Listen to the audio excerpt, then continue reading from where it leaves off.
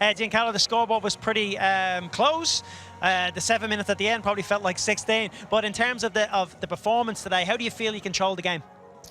Well, I felt for a large part that our game plan of countering them and finding the opportunities, especially with their fullbacks a little bit higher than what they were usually, worked quite well.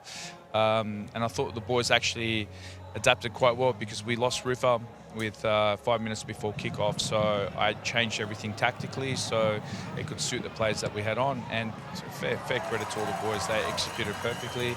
Could have been maybe a little bit more fluent with the ball. There were certain times that we could have hit them, especially in the build-up on the right-hand side, and we just didn't capitalise. And we scored a really good goal to start with, and Costa scored a nice second goal, and I felt like that was enough.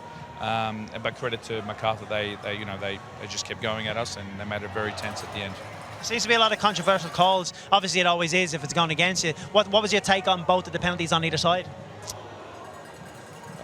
Look, I probably want to have a look at the footage again. I know that's a safe answer, but I didn't really get a good view. And usually when it happens, you get caught up in the emotion. So until I look back at it properly, I felt probably both fair.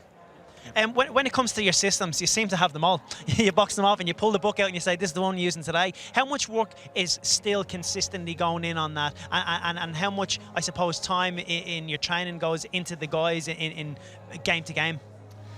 Yeah, look, I spend a majority of my time making sure that, we have plan B, plan C, plan D, and I do that because we have such a versatile group. We also have a young group, and I feel as though sometimes the attributes of the players dictate more the tactics, and because we've had, injuries and play movement and so on, I felt as though most of the pre-season was spent making sure that the players were flexible in their approach, so it makes it easier for these games. Like we played a back three, we went 1-6, we had another 6 stepping in to try and get their sixes to narrow off, so more space for our wide players, and it worked. And other times we don't do that at all, and that comes down to the training, but also the capacity of the group to wanting to learn more and be better than what they were the week before. So I'm really happy with that.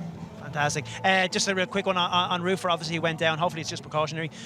Maybe you can tell me what that was. But certainly, Finn Conchi coming in, been very, very good. And your first sign, what a first sign that was, by the way. And he comes in and he had the impact straight from the first. He strong tackle. What do you make of his debut?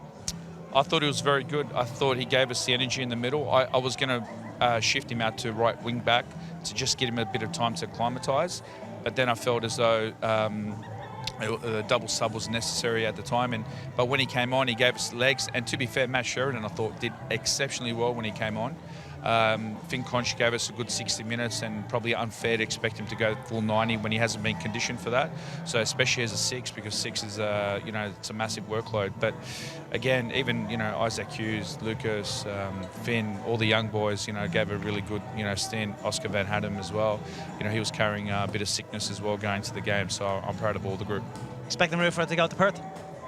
At the moment, we'll see. I'll find out once we get back to the hotel. He's got a contusion in his quad, so these can play out either to be significant or just minor knock, and just a couple of days of just a bit of love, and you'll be right.